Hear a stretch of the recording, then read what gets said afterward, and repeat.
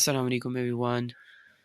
Today we are going to start with the analysis of The Answer is No by Naguib Mahfouz. It's a wonderful, brilliant kind of short story, and this short story has a number of factors in it. We are going to discuss them and analyze them one by one. The very first is the exposition. So this story consists of three characters. Two are the major one and one is the minor character. So the teacher, Miss, represented as mentioned at the start of it, is the protagonist of the story, the main character, the lead character. We find out that teacher is somewhere in her 20s, and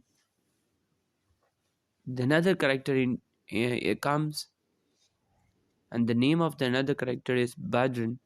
He's a major character. He's also a major character, but unlike the protagonist, he is an antagonist of the story.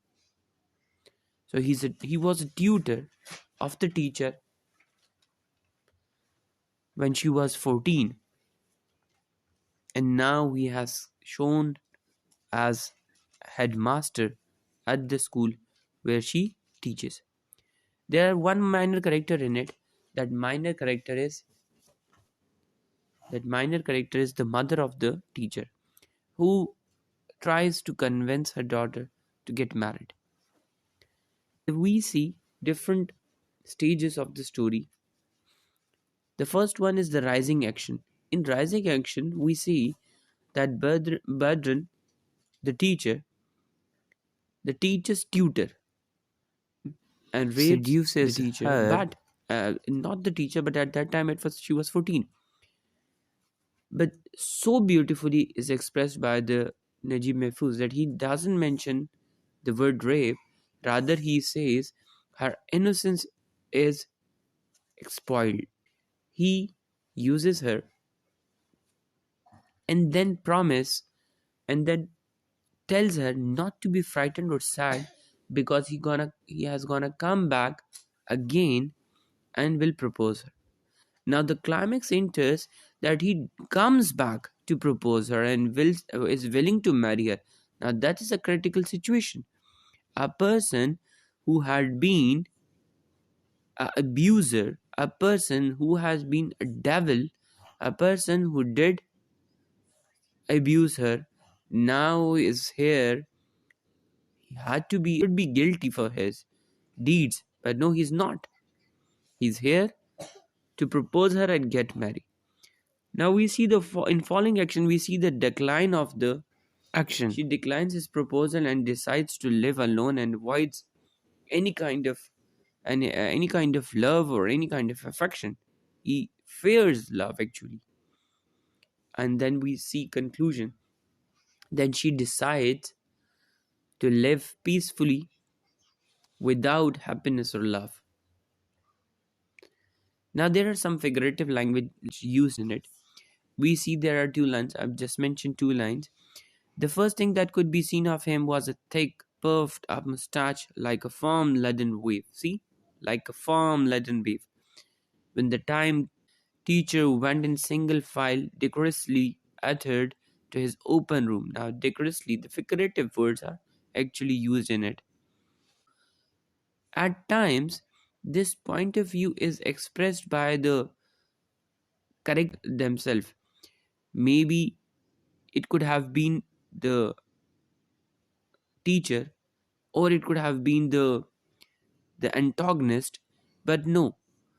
In this case, the story is expressed by the narrator himself. So third person pronoun is used for expressing and explaining the story. Now moving towards the theme.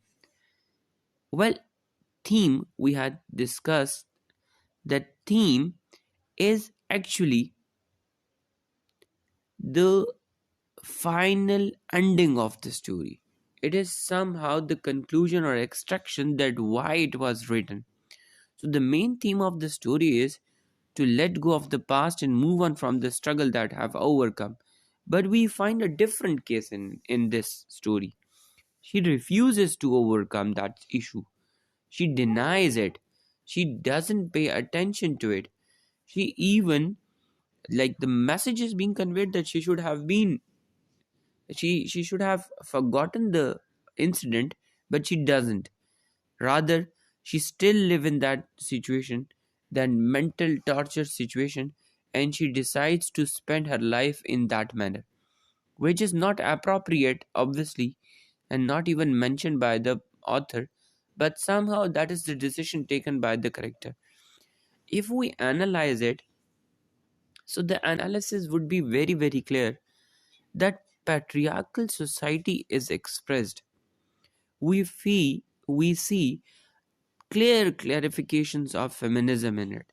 We see that this lady is kept inferior.